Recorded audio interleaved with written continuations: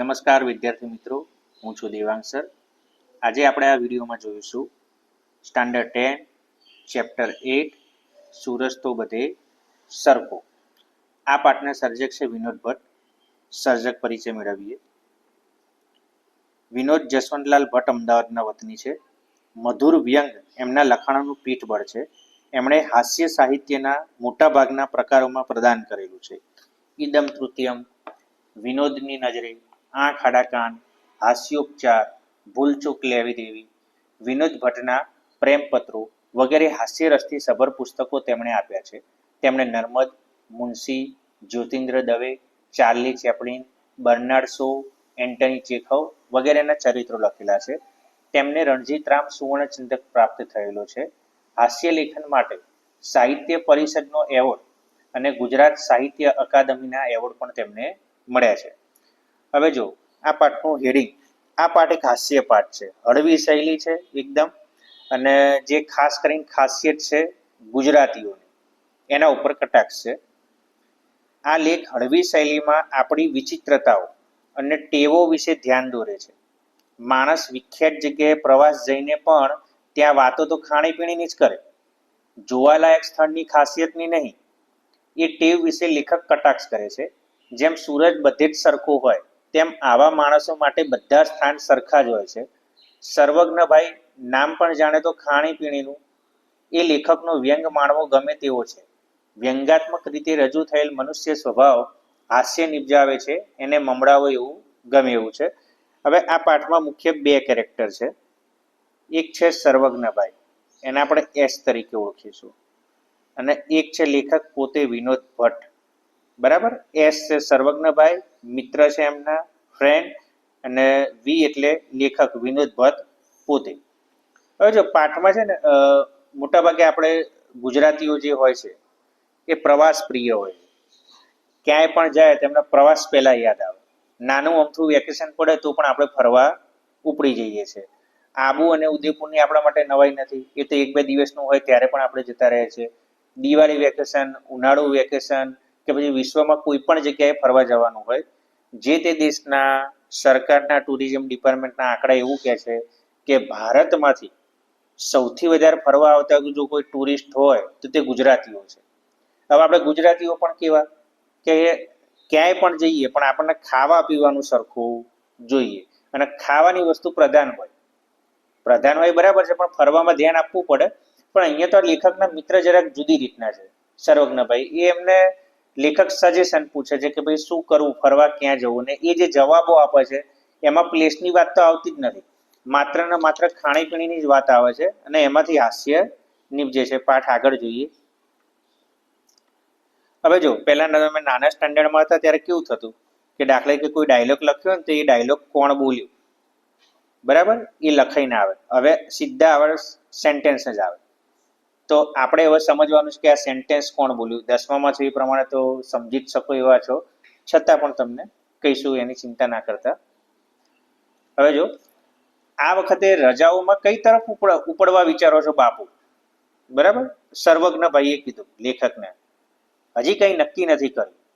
છોકરા આગ્રા જવાનું કહે છે. તાજમહેલ જોવાની એમની બહુ ઈચ્છા છે. હવે જો આપણે જે જવાબ આપ્યો, વાહ સરસ, ટેસ્ટી. હવે જો તાજમહેલ કઈ ખાવાની વસ્તુ નથી, તો પણ આ શું કહે છે? ટેસ્ટી. એટલે હવે લેખકે પાછું કીધું તાજમહેલ અને ટેસ્ટી એમ નહીં. ત્યાં તાજમહેલની ઉત્તરે ખાડામાં એક દાળ વડાવાળો ઉભો રહે છે. જો આમને તો તાજમહેલમાં કઈ નવાઈ નહીં લાગી અમને, માત્ર શેમાં નવાઈ લાગે છે એમને કે પેલો દાળ વડાવાળો ઉભો રહે છે, સાલો શું બ્યુટીફુલ દાળ વડા બનાવે છે. હવે જો અહીંયા આ બધા વિશેષણ છે ને એ આડાવડા કરી નાખ્યા છે. બરાબર. શું કર્યું છે આપણે કે દાળ વડા ટેસ્ટી હોય તેની જગ્યાએ શું કરી નાખ્યા? બ્યુટીફુલ. તાજમહેલ બ્યુટીફુલ હોય પણ ટેસ્ટી શું કરી નાખ્યો? તાજમહેલ. એટલે થોડો કટાક્ષ છે આની અંદર. સુપર. અમે તો જ્યારે આગ્રા જઈએ ત્યારે તો હું તાજની બહાર બેસીને દાળ વડા ખાઈ લઉં છું. હું શું કરું છું? તાજની બહાર જઉં અને બેસીને દાળ વડા ખાઈ લઉં. બાકી તાજમહેલ અદ્ભુત છે ને? આપણે પૂછ્યું. સાચું પૂછું તો બોસ, મેં અંદર જઈને તાજમહેલ જોયો જ નથી. બોલો, જોરદાર વાત થઈ ને? કે શું કહે છે, છેક આટલે દૂર તાજમહેલ જાય છે પણ તાજમહેલ જોતા નથી. શું કહે છે? દાળ વડા. હવે દાળ વડા તો આપણે અહીંયા પણ મળે છે. અને પાછું વર્ણન પણ જુઓ, ક્યાં સુધી કહે છે કે કઈ દિશામાં બેસે છે ને એ એમને ખબર છે કે ઉત્તર એટલે કે નોર્થ, નોર્થ સાઈડ બેસે છે. હવે જો આ રીઝન આપશે કે તાજમહેલ કેમ જોવા ગયા નથી. ગજબ કહેવાય સર્વજ્ઞભાઈ, લેખકને નવાઈ લાગી. એમાં ગજબ શું યાર, એક માણસ 14મી ડિલિવરીમાં મરી ગયેલી પોતાની બૈરી પાછળ આ રીતે પૈસા બરબાદ કરે એ વાત જ આપણને પસંદ નથી. બીજો કોઈ સમજુ માણસ હોય તો બૈરી પાછળ આખું આગ્રા શહેર જમાડે કે પછી તેની યાદમાં તાજમહેલ જેવી કોઈ મોટી હોટલ બાંધે. લાખો રૂપિયા ખર્ચીને તેણે બાંધી તો એક કબર જ ને. લો હવે જે વિશ્વની 7મી અજાયબી છે. પણ આપણે કહેવાય છે ને કે જેવા આપણા વિચાર એવું આપણું વર્તન, બરાબર? અને જેવું આપણું વર્તન એવા આપણા વિચાર. હવે આ શું કે છે, એક તો 14મી ડિલિવરીમાં મળી ગઈ છે પેલી. આપણે બધાને ખબર કે શારજાએ મુમતાઝની યાદમાં તાજમહેલ બનાવ્યો હતો. પણ શું કહે છે કે એક તો 14મી ડિલિવરીમાં પોતાની બૈરી, તળપદી શબ્દ છે, બૈરી એટલે કે પત્ની, કે બીજું કોઈ સમજુ માણસ. હવે આમને તો ખાવાનું જ ગમે છે એટલે આમનું પોઈન્ટ ઓફ વ્યૂ છે કે બીજું હોય તો આખું આગ્રા શહેર જમાડે. ચલો ભાઈ શહેર ના જમાડવું કઈ નહીં, પણ તાજમહેલ જેવી હોટલ બાંધે. હોટલ બાંધીએ તો કે ખાવા તો થાય, પણ આનાથી શું બાંધ્યું ખાલી કે એક ખબર જ ને. હવે લેખકને થયું વિનોદ ભટ્ટને કે ચલો ભાઈ આના ઉપર તો ચોકડી વાગી ગઈ તાજમહેલ જોવાની. ચલો હવે બીજા કોઈ પ્લેસની વાત કરું. સર્વજ્ઞભાઈ, માથેરાન જવા જેવું ખરું?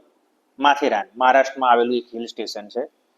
દાદાગીરી બોસ, માથેરાન એટલે માથેરાન. હવે લેખક અહીંયા ખુશ થશે એમને એમ કે ના, હવે સર્વજ્ઞભાઈ કદાચ કંઈક મને હિન્ટ આપશે. આપણા પુરોહિત વાળાની જ ત્યાં એક હોટલ છે. એ હોટલના દાળ ભાત આંગળ્યા કરડિયા કરીએ, ફેન્ટાસ્ટિક. બરાબર? હવે જો પાછી શેની વાત આવી ગઈ? ખાવા. કે પુરોહિત વાળો છે અને ત્યાંના દાળ ભાત ખાવા. આંગળા કરડે, આંગળીઓ ખાઈ જઈએ એટલા ફેન્ટાસ્ટિક. હવે ટેસ્ટી હોવું જોઈએ એની જગ્યાએ શું છે અહીંયા? ફેન્ટાસ્ટિક. હવે લેખક પાછા પૂછે છે ત્યાં જોવા જેવી કોઈ ખાસ જગ્યા છે ને? કે ઘણું બધું છે. હવે જો શું છે એ આ કીધું: સનસેટ પોઈન્ટ, એકો પોઈન્ટ, પેનોરામા પોઈન્ટ. હવે અટકી જશે હા. પેનોરામા પોઈન્ટ પર એક નારિયેળ વાળો બેસે છે. અમે ઘણીવાર નારિયેળનું પાણી પીવા માટે જ પેનોરામા પોઈન્ટ પર જતા, બીજા કશા ખાતર નહીં. નારિયેળ પાણી ખાતરે તમે માથેરાન તો જવું. જો નારિયેળ પાણી તો અહીંયા પણ મળે, બરાબર? પણ આ સર્વજ્ઞભાઈ એટલે શું કહે છે કે ભાઈ અમે જતા હતા ખરા, પણ શું કરવા જતા હતા? ખાલી નારિયેળ પાણી પીવા. હવે એ તો અહીંયા પણ મળી જાય. હવે માથેરાનમાં આમને શું છે? નારિયેળ પાણી સિવાય આગળ વાત ચાલતી નથી. એટલે લેખકનો વિચાર આવે છે ચલો ભાઈ હવે માથેરાન પણ કેન્સલ થયું આપણું, ત્યાંની કોઈ હિન્ટ મળી નહીં. હવે બીજો એક પ્રશ્ન પૂછે છે, દાર્જિલિંગ આ સિઝનમાં મોંઘું પડે? હવે લેખકના મનમાં થયું કે ચલો દાર્જિલિંગ ફરતા આવીએ.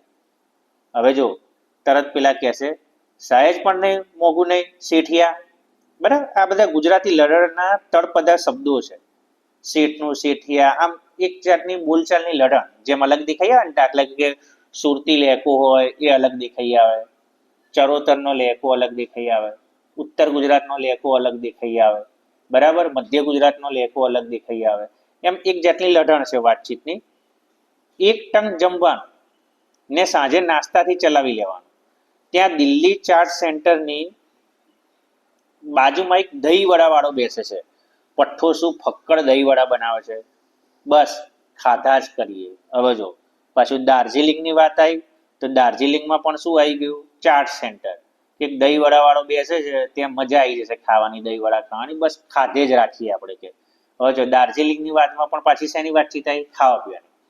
કહે છે કે ત્યાંના ખળખળ વહેતા ઝરણામાં પગ બોડીને બેસી રહેવાની મજા છે, એક લાવો છે. લેખકે કીધું કે એ બધું જવા દે. લેખકને હવે ખબર પડી ગઈ ખાણીપીણીની વાત નહીં કરે, પણ લાઈન બીજા કંઈક પ્રશ્ન પૂછીને ટ્રાય કરું. અરે સાવ હંબગ યાર. એકવાર પેલા ઉલ્લુના પઠ્ઠા જગદીશિયા સાથે, હવે જગદીશ એમનો કોઈક મિત્ર હશે સર્વજ્ઞભાઈનો, ઝરણામાં પગ બોડીને બેસી રહ્યા. એમાં તો સાલી હોટલ બંધ થઈ ગઈ ને ફ્રૂટની દાળ ઢોકળી ગુમાવી પડી. શું ખાવા ના મળ્યું એમને? ફ્રૂટની દાળ ઢોકળી. ત્યારથી પ્રતિજ્ઞા કરી નાખી છે કે ખાધા વગર હોટલની બહાર પગ મૂકો, ખાધા વગર હોટલની બહાર પગ મૂકો. અને હવે તો આતંકવાદીઓને કારણે સાલી કાશ્મીરમાં ગરબી પડે છે. હવે જે આમનું લોજિક થોડુંક જુદું છે. પગ ન મૂકવો. અહીંયા આગળ થોડીક પ્રિન્ટિંગ મિસ્ટેક છે, દેખો. ખાધા વગર હોટલની બહાર પગ મૂકો, પગ ન મૂકવો આવે. એટલે લેખક નક્કી કરે કે ફ્રૂટની દાળ ઢોકળી જતી રહે કરતા પહેલા ખાઈ લેવાનું, પછી જ ફરવા જવાનું. અને હવે જો કાશ્મીરમાં ગરમી પડે છે, એની પાછળ આપણે કારણ કોણ લાગે છે? આતંકવાદીઓ. હવે આતંકવાદીઓને આને કઈ લેવા દેવા છે નહીં. ટૂંકમાં ઇન્સર્ટ આપણે કાશ્મીર જવું નથી. હવે કાશ્મીર ઠંડુ જ છે, આપણને બધાને ખબર છે. અમને કાશ્મીર નહીં ગમતું, ત્યાં કંઈ ખાવાની વસ્તુ નહીં મળતી, એટલે ગયા પણ નથી અને એમને જવું પણ નથી. બરાબર. હવે લેખક આખરી ઉપાય કહે છે. તો મહાબળેશ્વર કેવું રહે? અરે ડોન્ટ મિસ ઇટ બાબા. જો અંગ્રેજી આવી કે એ તો ભૂલવા જેવું નથી. પણ મહાબળેશ્વર જવું હોય તો કોઈ ટ્રાવેલ ટૂરમાં જ જવું. સાલી પછી કોઈ ઝંઝટ જ નહીં. 2 ટાઈમ ખાવાનું, 3 ટાઈમ ચા નાસ્તો પ્રહલાદ ટ્રાવેલ્સ વાળા આપે છે. તમે કહો તે નાસ્તો આપે, બટાટા પૌવા, સેવ ખમણી, બ્રેડના ભજીયા, જે માગો એ નાસ્તો તૈયાર. પાછી કઈ વાત આવી ખાવાની કે ભાઈ મહાબળેશ્વર જાઓ, પણ અહીંયા પણ સર્વજ્ઞભાઈ વાતો શેની કરી રહ્યા છે? નાસ્તાની. બરાબર. શું કે છે? 2 ટાઈમ ખાવાનું અને 3 ટાઈમ ચા નાસ્તો. ઓહો, ટોટલ તો 5 વાર થઈ ગયું. બરાબર. 2 ટાઈમ ખાવાનું, 3 ટાઈમ ચા નાસ્તો. પ્રહલાદ એટલે જવું હોય તો એમાં જ જજો કે. હવે આ લેખક આગળ પૂછે છે, વહેલી સવારે 3:45 વાગે મહાબળેશ્વરમાં સૂર્યોદય ગાંડા કરી મૂકી એવું હોય એ વાત ખરી? પ્રશ્ન પૂછે છે. હવે આપણને તો ખબર જ છે, આ સર્વજ્ઞ ભાઈ હોય એટલે એમને ખાવા પીવા શું કોઈ વાત જ ના હોય. હવે 3:45 વાગે, ઇંગ્લિશ મીડિયમ વાળાને થોડી કન્ફ્યુઝન હશે એટલે કહી દઉં, 3:45 એટલે 3:45 સવારે. બરાબર. એમ કે ભાઈ ત્યાં આપણે જોવા જઈએ તો મજા આવી જાય એવું છે.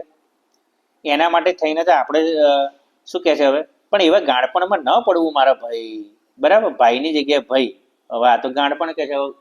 આપણે બહાર ટુરિસ્ટ પ્લેસ ઉપર જતા હોય તો આપણો આશય શું હોય કે ત્યાંની જે ફેવરેટ વસ્તુ છે, શું કહેવાય કે જોરદાર, કે જેના વિશે બધે દરેક જગ્યાએ વાતચીત થતી હોય છે, તો એવી જગ્યાએ આપણે પહેલા વિઝિટ કરીએ. પણ આ તો શું કહે છે, જો સુરત તો નવરો છે તો વહેલો ઉગી જાય. ઓલો સૂરજને પણ નવરો કહી દીધો. વાસ્તવમાં એમને ખાવા પીવા સિવાય બીજું કંઈ સૂચતું નથી એમ નથી કહેતા. એના માટે થઈને આપણે શા માટે ઉજાગરો બેઠો? હવે જો સૂરજ કરતા મહાન. બરાબર. એ તો ના કરો. સૂરજ તો બધે જ સરખો. હવે આમને ઇન્સર્ટ કહેવાનો મતલબ શું છે? આપણું પાઠનું એડિંગ આવી ગયું કે તમે ક્યાં જાઓ સૂરજ બદલાય. આખા વર્લ્ડમાં ગમે ત્યાં ફરો, આખા ભારતમાં ફરો, આખા ઇન્ડિયામાં ફરો, ગુજરાતમાં ફરો, ગમે ત્યાં ફરો, સુરત તો એકનો એક જ છે ને. એમાં એનો હું જોવા માટે સવારે આટલો બધો ઉજાગરો કરવાનો? માટે એવી કોઈ બબલમાં પડવું નહીં. પણ વેકેશનમાં મહાબળેશ્વરમાં હાડ મારી બહુ પડે. બરાબર. એટલે કે તમે મહાબળેશ્વર પણ ના જતા. હાડ મારી એટલે થોડી મુસીબત બહુ છે. એના કરતાં કે સસ્તું ભાડું અને સિદ્ધપુરની જાત્રા કરવી હોય તો કે ક્યાં ઉપડી જાઓ? આબુ. બરાબર. આપણા ગુજરાતીઓનું ફેવરેટ પ્લેસ નજીકનું, કે ભાઈ ગાડી ડ્રાઈવ કરીને તમે 4 થી 5 કલાકમાં ત્યાં પહોંચી શકો. કહેતા હો તો રમેશ દાણી પાસે ચિઠ્ઠી લખાવી દઉં. બરાબર. એક એમની ઓળખાણ હશે કોઈક રમેશ દાણી જોડે. એક બ્લોક કાઢી આપશે. બ્લોક કાઢી આપશે એટલે તમને એક જગ્યા આપશે. હવે શું કરવાનું છે તમારે? આબુ જઈને જો એ પણ આખું આમ ટાઈમ ટેબલ આપી દેશે. રાંધવાના વાસણો પણ મળશે, એટલે તમે ત્યાં જઈને જાતે બનાવજો. 1 વાર રાંધવાનું, 2 વાર ખાવાનું. શું કહે છે? 1 વાર સવારે રસોઈ બનાવી દેવાની, ખાવાનું કેટલી વાર? 2 વખત. બીજી કોઈ ઝંઝટ જ નહીં. ખાઈને સાંજ સુધી ઘોર્યા કરવાનું. જો ફરવાની તો વાત કરતા નથી, બાકી આબુમાં નકી લેક, દિલવારાના ટેમ્પલ, એવું ઘણું બધું, સનસેટ પોઈન્ટ ઘણું બધું છે. પણ આ તો શું કહે છે, 1 વાર સવાર બનાવ્યું, ખાઈ લો ને પછી આખી રાત ઊંઘી જ જાઓ, કે ઉઠવાનું જ નહીં કે. પછી સાંજે નકી લેક પર ચક્કર લગાવવાનું, બાકી સવારે ઉઠવાનું. બાકી સવાર ઉઠીને શું હોય કે આપણે ફરવા જતા રહીએ, પ્લેસ જોવા જઈએ કંઈ. આ તો શું કે ઊંઘી જ જવાનું તમારે. નકી લેકની ત્રાસમાં એક રબડી વાળો બેસે છે. જો પાછી ખાવાની વાત આવી, તેને ત્યાંથી 250-300 ગ્રામ, 250-300 ગ્રામ એટલે 250 to 300 રબડી લઈને ઝાપટી જવાની. પણ આબુમાં સાલી એક તકલીફ રહેવાની કે તમને અડધું અમદાવાદ ત્યાં જોવા મળે. કીધું ને આપણે નજીક છે એટલે આપણે સૌથી વહેલા ત્યાં જતા રહીએ. અમદાવાદમાં જે લોકોને ટાળવા આપણે પોળની ગલીમાં છુપાઈ જવા મથીએ, એ બધા સામે ભટકાવાના. બરાબર. કે જે વ્યક્તિ આપણને થોડું ગમતું નથી, કે એનાથી સાદી ભાષામાં અહીંયા શું હશે કે આપણે કોકની જોડે ઉછીના પૈસા લીધા હશે, કે ચલો ભાઈ ભાગ્ય પણ ત્યાં જ સામે મળી જાય એટલે જવાબ તો આપવો જ પડે કે. અને બીજો આશય હોય કે જે ગમતા નથી, એટલે ટૂંકમાં 2 અર્થ અહીંયા નીકળી શકે છે. ત્યાંના પાછા રસ્તા થોડા પહોળા એટલે ભાગીને ક્યાં જવાય, બરાબર. આ સેન્ટેન્સ લખ્યું છે એનો પૂરેપૂરો મતલબ એવો થઈ ગયો કે સર્વજ્ઞ ભાઈએ કોઈની જોડે ઉછીના પૈસા લીધેલા હશે. બાકી જે ના ગમતું એને આપણે ના બોલાવીએ. ભાગ્ય ક્યારે તો કોકની જોડેથી કંઈક પૈસા લીધા છે ને પેલો સામે મળશે ને મારે અત્યારે સગવડ નથી તો હું શું જવાબ આપીશ, એટલે શું કે તારું ભાગીને જવું ક્યાં. એ વખત તો સાલું એમ થાય કે આટલા પૈસા ખર્ચીને આબુ આવ્યા એના કરતાં તો અમદાવાદમાં જ રહ્યા હોત તો સારું થાય. હવે જો જેવા વ્યક્તિ જોડે તમે રહો ને એવી સંગતના વિચારો તમારામાં આવતા વાર ના લાગે. હવે જો લેખકો પોતે વિનોદ ભટ્ટ શું કહે છે કે એક જ મિનિટ બેટા, હા, કે આઈડિયા ખોટો નથી, થાય છે કે આ વખત ક્યાંય જવું નહીં. જો મન જ મરી ગયું આમનું. સાંજે 6 વાગે ધાબામાં પાણી છાંટીને ઠંડકમાં પથારી કરી લેટી જવું. અમદાવાદની સાંજ આમે ઠંડક વાળી હોય છે. હવે અમદાવાદમાં ખબર છે કે આપણે સૌથી વધારે તાપમાન હાઈ જતું હોય છે, તો એ શું કહે છે કે ના ના સર્વજ્ઞ ભાઈએ જે કીધું ને એ પ્રમાણે એમનું મન થઈ ગયું કે આના કરતાં શું કરીએ અમદાવાદમાં જ રહીએ, કે ક્યાંય જવું નહીં. સાંજે કે ધાબામાં પાણી છાંટી દઈશું, ઠંડક થઈ જશે અને મજા આવી જશે. કે વાહ, એ તો ઉત્તમ. ધાબામાં બેસી ને પટેલનો આઈસ્ક્રીમ ખાતા ખાતા ગપ્પા મારવાની જે મજા છે ને તે સાલી બીજે ક્યાંય નથી. એટલે તો કહું છું પૃથ્વીનો છેડો ઘર. ઇન શોર્ટ શું કહી દીધું, હવે ક્યાંય જવું નથી. પૃથ્વીનો છેડો શું છે, ઘર. એટલે બાપુ આપણી તો એ જ સલાહ છે. હવે આ સેન્ટેન્સ જે ખરું ને એ આપણા માટે છે, બરાબર. કયું આવી સલાહ શું છે સમજી ગયા ને, ક્વેશ્ચન માર્ક ઉદ્ગાર ચિહ્ન કરીને અટકી ગયા છે. એટલે આપણે સમજી જવાનું છે કે સારું ફરવા માટે ક્યાંય પૈસા બગાડવા નથી.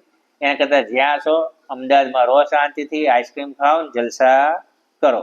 આમ ઇન શોર્ટ સર્વજ્ઞભાઈનું જે કેરેક્ટર છે એ મોટાભાગે શું બતાવે છે કે આપણે ક્યાંય પણ ફરવા જાય, અમુક લોકો એવા હોય કે ક્યાંય પણ ફરવા જાય તો એ વિસ્તારના ભૂગોળમાં રહેણીકરણી, જોવાલાયક સ્થળો, ત્યાંની હિસ્ટ્રી એ બધામાં કશું જ એમને ઇન્ટરેસ્ટ નથી. એમને તો માત્ર શું જોઈએ, ખાવા.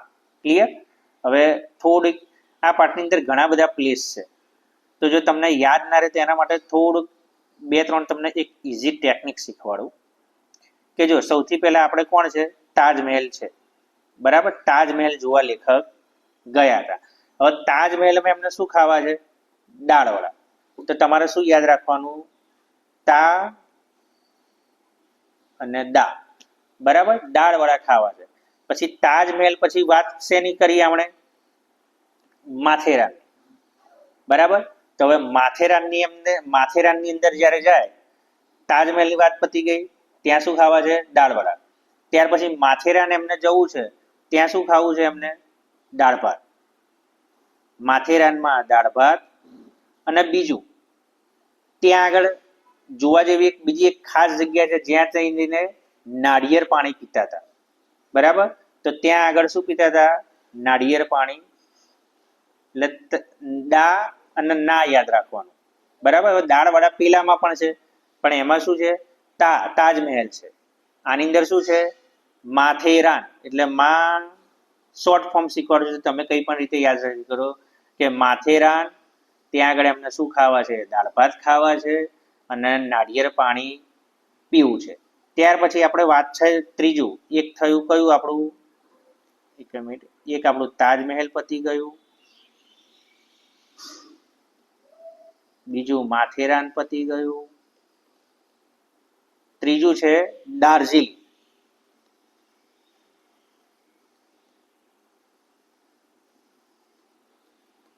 હવે દાર્જિલિંગમાં અમને શું કરવું છે, તો દાર્જિલિંગમાં શું કહે છે કે તમારે ત્યાં જઈને એક કરવાનું, એક જ ટાઈમ જમવાનું, બરાબર.